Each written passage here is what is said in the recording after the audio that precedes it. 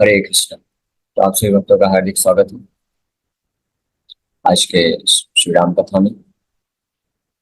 तो हम लोग चर्चा कर रहे हैं आज वाल्मीकि रामायण के पहले स्कंद, जिसका नाम है बालकांड। और इसके दूसरे अध्याय लॉर्ड ब्रह्मा इंस्ट्रक्ट्स वाल्मीकि, ये 42 नंबर श्लोक पे लास्ट टाइम चर्चा किए थे। तो ये प्रसंग चल रहा है।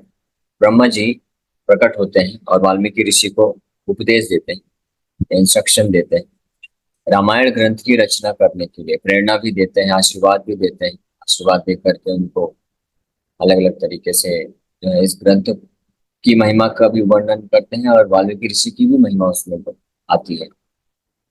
ये सब हमने चर्चा किया था। तो और ये सब आशीर्वाद प्राप्त करके वाल्मीकि ऋषि फिर जो है समाधिस्थ होकर के यानी पूर्ण रूप से भगवान नारायण पे ध्यान लगाते हुए दिव्य अवस्था में जाकर, तीनों गुणों के परे जाकर, ये एक बहुत महत्वपूर्ण चीज है कि वाल्मीकि ऋषि द्वारा जो रचित ग्रंथ है वाल्मीकि रामायण, और वेद व्यास जी द्वारा रचित जो ग्रंथ है श्रीमद् भागवत महापुराण। तो ये तीनों गुणों के परे जाकर के ये रचना हुई है, सतोगुण में भी नहीं। इस संसार में जो लोग कुछ भी रचनाएं करते हैं तो वो रजोगुण या जो सतोगुण से प्रभावित होता है। ऐसी ऐसे लेख, ऐसे गीत या ऐसे कविताएं जिसमें इंद्रिय तृप्ति यानी भोग वासना को बढ़ावा मिलता है, वो रजोगुण प्रधान होते हैं। और ऐसे लेख, कविताएं, गीत जिसके माध्यम से व्यक्ति जो है पाप के कार्यों से निकल करके कुछ जो है ज्ञान प्राप्त करता है। कुछ कि हम लोग ये शरीर नहीं, हम लोग आत्मा है, ये भौतिक संसार में भोग वृत्ति ही सब कुछ नहीं है, जिसमें कुछ मोरल वैल्यूज मिलती है। तो वो सतोगुण में की हुई रचनाएं होती हैं, सात्विक होती हैं। लेकिन जो रामायण है भगवान के बारे में और भागवत है, तो ये ना तो सतोगुण है, ना तो रजोगुण है, ना तमोगुण है। ये तीनों गुणों के परे शुद्ध सत्व, दिव्य अवस्था में, आध्यात्मिक अवस्था में की गई रचना है। और ये अवस्था वही भक्त प्राप्त कर सकता है, वही व्यक्ति प्राप्त कर सकता है जो भगवान का भक्त है और जो पूर्ण रूप से इसका हृदय शुद्ध है, जो पूर्ण रूप से भगवान का साक्षात्कार प्राप्त कर चुका होता है। और वो साक्षात्कार प्राप्त होता है ऐसे प्रामाणिक शुद्ध वैष्णव की कृपा से, जैसे यहाँ पे वाल्मीकि ऋषि इनकी कृपा को प्राप्त किए हैं, स्वयं ब्रह्मा जी की कृपा को प्राप्त किए और नारद मुनि की भी कृपा को प्राप्त किए। नारद मुनि उनके डायरेक्ट गुरु हुए और ब्रह्मा जी उनके परम गुरु हुए, नारद मुनि के भी गुरु हुए। तो दोनों की कृपा को प्राप्त करके, दोनों के आशीर्वाद को प्राप्त करके वाल्मीकि ऋषि योग्य बन गए पूर्ण रूप से भगवान रामचंद्र का साक्षात्कार, उनकी समस्त लीलाओं का, भगवान का साक्षात्कार प्राप्त करना मतलब भगवान के नाम रूप गुण लीला सब उनके हृदय में प्रकट हो गए। और वो उसको फिर इस ग्रंथ में वर्णन कर रहे हैं। तो ये हमने कल चर्चा किया था, कल नहीं 2 दिन पहले। उदार वृत्तार्थ पदैर मनोरमय सदाश्य रामस्य चकार कीर्तिमान। कीर्तिमान, कीर्तिमान का मतलब है जो सेलिब्रेटेड, यानी जिनकी कीर्ति हो गई भगवान रामचंद्र के लीलाओं की रचना करने के कारण, रामायण ग्रंथ को रचना करने के कारण कीर्तिमान बन गए वाल्मीकि ऋषि। उन्होंने इस प्रकार से समाक्षर श्लोक शतैर यशस्विनो यशस्करम काव्यम उदारथी मुनि। तो समाक्षर श्लोक शतैर, ये श्लोकबद्ध सैकड़ों सैकड़ों, आगे वर्णन आएगा कि 24,000 श्लोकों से, 24,000 श्लोकों वाले श्लोकबद्ध सम अक्षर है रामायण को, जो कि यशस्विनो खुद विख्यात है, यशस करम यश को प्रदान करने वाला है, काव्यम की रचना की उदारधि मुनि वाल्मीकि ऋषि। और उसके पश्चात ये ये भी तात्पर्य में चर्चा किया था लास्ट टाइम कि महाकाव्य दंडीस काव्य आदर्श ग्रंथ के अनुसार काव्य का क्या मतलब होता है, काव्य के क्या स्वरूप लक्षण होते हैं, उसका वर्णन किया गया है। उसमें महाकाव्य जो है, ये सर्वश्रेष्ठ जो काव्य है, उसमें क्या क्या गुण होने चाहिए वो इन श्लोकों में प्राप्त होता है। हम लोग इतना डिटेल में नहीं गए थे। तो ये सारे के सारे जो लक्षण हैं वो वाल्मीकि कृत रामायण में विद्यमान है, इसलिए इस रामायण को महाकाव्य भी बोला जाता है। और फाइनली वाल्मीकि ऋषि रचना करते हैं। तद उपगत समास संधि योगम सममधुरोपनतार्थ वाक्यबद्धम रघुवर चरितम मुनि प्रणीतम दस शिरसश्च वधम शाम्यध्वम्। Listen to this narration by the sage Valmiki about Ramchandra, the best of the Raghus, and the death of the ten-headed Ravana, using flawless compound words, euphonic combinations, and etymological derivations, and composed with statements that are of equal beat, sweet, and with unlimited import. तो अब ये इस अध्याय का ये आखिरी श्लोक है, जिसमें ये इंस्ट्रक्शन हम सब के लिए दिया जा रहा है कि इस प्रकार से अद्भुत तरीके से और बहुत ही दिव्य रचना वाल्मीकि ऋषि के द्वारा की हुई इस दिव्य रचना को, और जो महाकाव्य है रामायण ग्रंथ के नाम से प्रसिद्ध है, इसके बारे में श्रवण करिए। हम सबके लिए ये आदेश है, या इंस्ट्रक्शन है, या सजेशन और सुझाव है, जो भी समझे इसको। इसलिए इसको आप सुनो, लिसन टू दिस, इसको सुनना चाहिए, श्रवण करना चाहिए।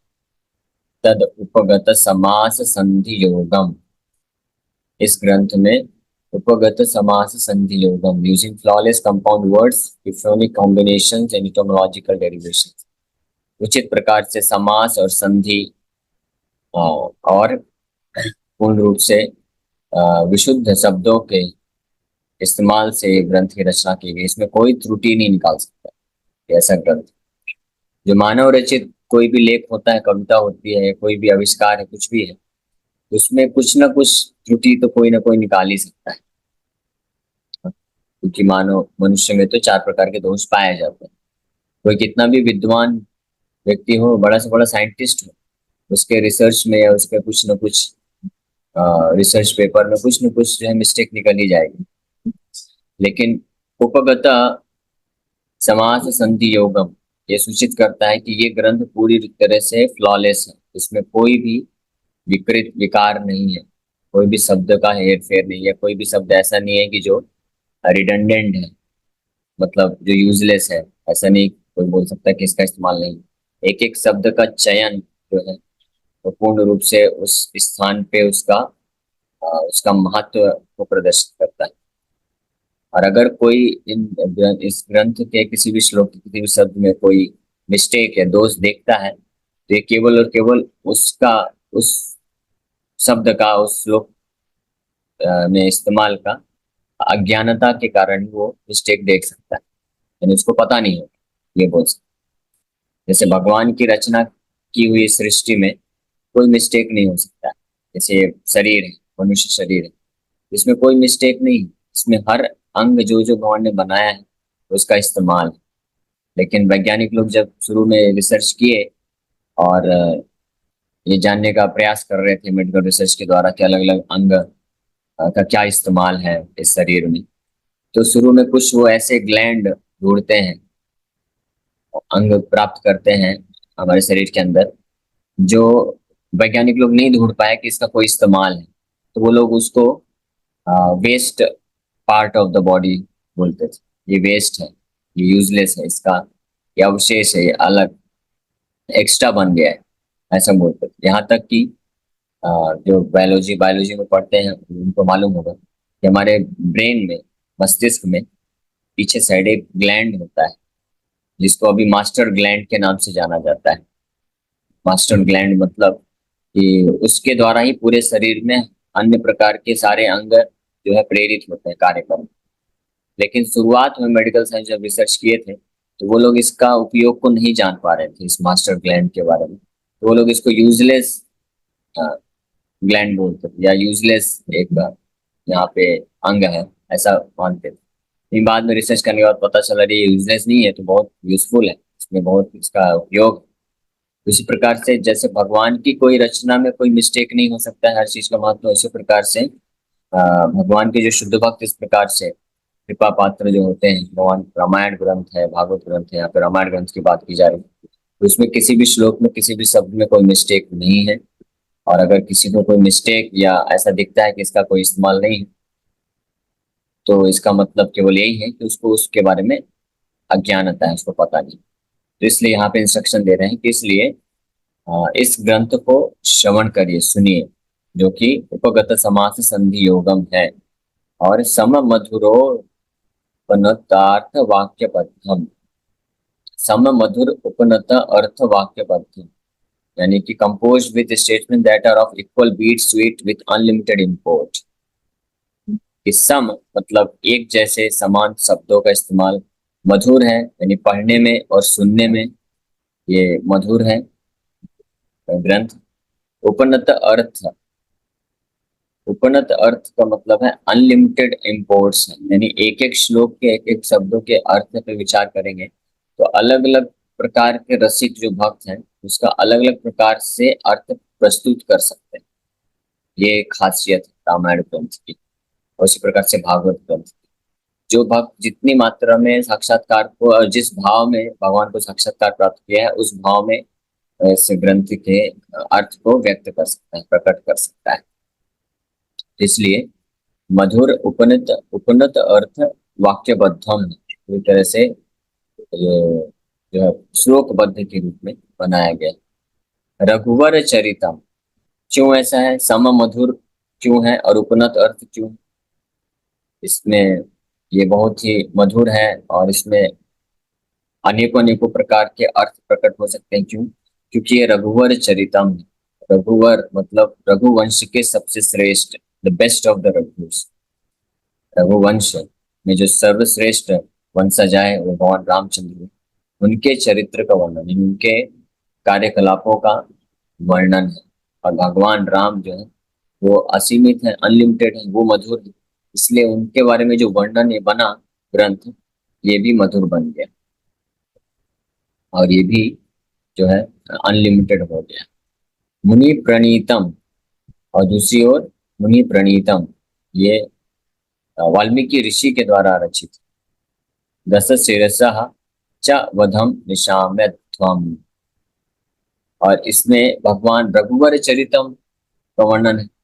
रघुवर चरितम कैसे कैसे चरितम है, कार्यकलाप है। दस शिरसः वधम चा, चा मतलब रावण जैसे महा इसमें भयानक असुर जिससे देवता लोग भी कांपते थे, डरते थे, वैसे असुर का वध इत्यादि, और भी बहुत सारी ऐसे असुर के वध इत्यादि बहुत सारी ऐसी लीलाओं का वर्णन किया है, वो है रघुवर चरितम।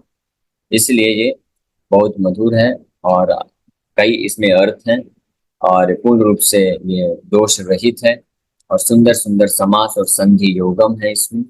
इसलिए ये निष्कर्ष दे रहे हैं या इंस्ट्रक्शन दे रहे हैं कि निशाम्यध्वम, निशाम्य अध्वम मतलब इसको सुनो ध्यान से, इसको मत छोड़ो। Having stated that he composed such a literature, he briefly revealed that he handed it over to Kusha, Lava, and other disciples to propagate it.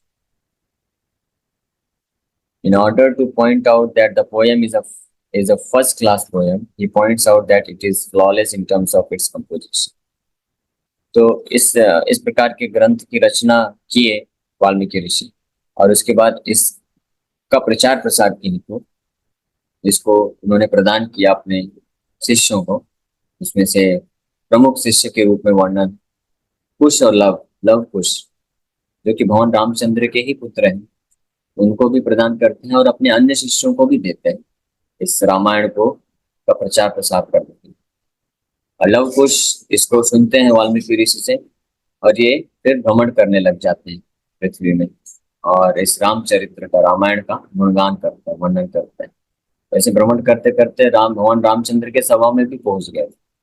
भगवान राम भी अपनी ही राम कथा को सुना था उन्होंने। तो लव कुश और अन्य जो शिष्य हैं, भारद्वाज ऋषि और अन्य शिष्यों को वाल्मीकि ऋषि ने प्रदान किया और उन्होंने फिर इसको प्रचार प्रसार किया। सो ये जो काव्य है ये पूरी तरह से विशुद्ध है, शुद्ध है, इसमें कोई त्रुटि नहीं है।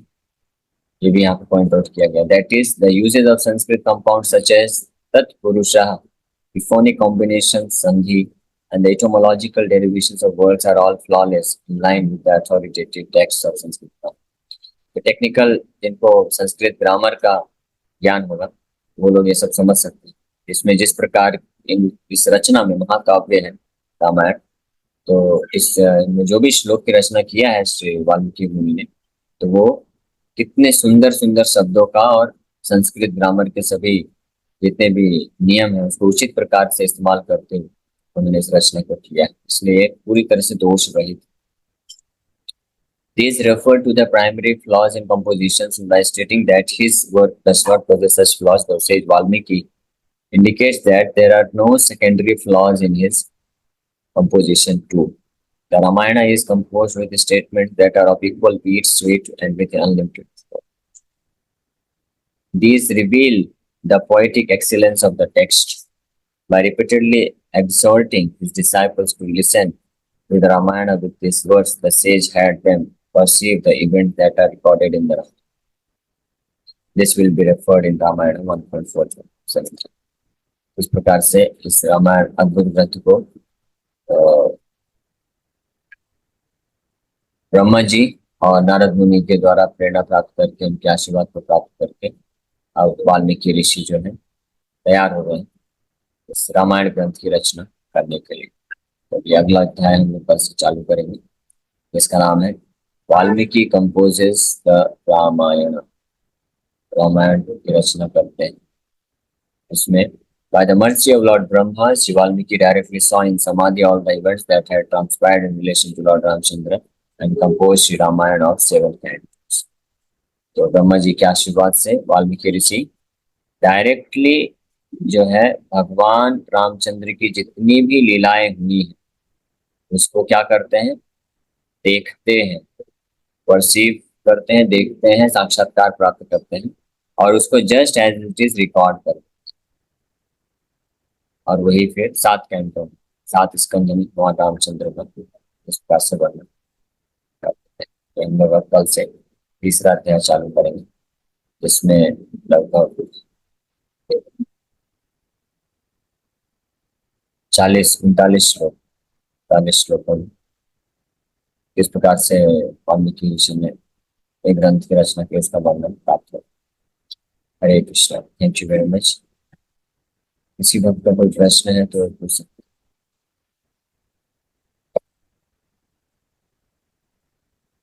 हैं। यस, कुछ नए भक्त भी आए, ऐसा कुछ नाम मुझे दिख रहा है। अक्षित डीजे, अक्षिता है या अक्षित जो भी है, और भी कुछ भक्त है तो उनका स्वागत भी है।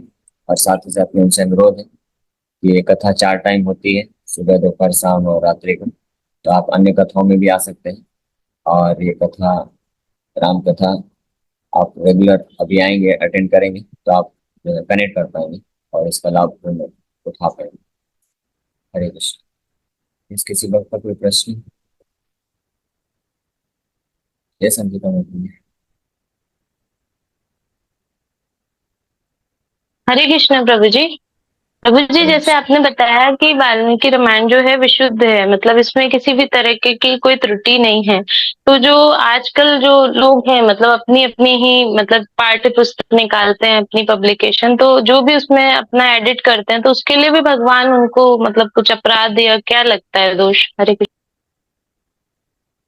तो जो भी अगर अपने मन के हिसाब से स्वतंत्र रूप में कोई किसी प्रमाणिक आचार्य के मार्गदर्शन के बिना जो भी ऐसा ग्रंथ है भगवान रामचंद्र कृष्ण के बारे में लिखते हैं, तो वो निश्चित रूप में अपूर्ण रहेगा, उसमें दोष रहेंगे, क्योंकि वो भौतिक बुद्धि का इस्तेमाल करके लिखेंगे। तो वो आध्यात्मिक साक्षात्कार ना होने के कारण वो पूर्ण रूप से आध्यात्मिक तरीके से तत्वतः नहीं वर्णन करता। इसलिए उस ग्रंथों को जो भी पढ़ेगा या तो वो मिसलीड हो जाएगा या तो भगवान के बारे में एज इट इज यथारूप ज्ञान नहीं प्राप्त कर। इसलिए प्रभुपाद जी ने जो भगवद गीता लिखा उसको नाम दिया Bhagavad Gita as it is, Bhagavad Gita यथारूप। क्योंकि इस भगवद गीता में प्रभुपाद जी ने अपने मन और बुद्धि से जनित कुछ विचारों को प्रकट नहीं किया है। उन्होंने गुरु शिष्य परंपरा के माध्यम से जो एज इट इज यथारूप ज्ञान प्राप्त हुआ है, उसी को प्रभुपाद जी ने सरल भाषा में आज के आधुनिक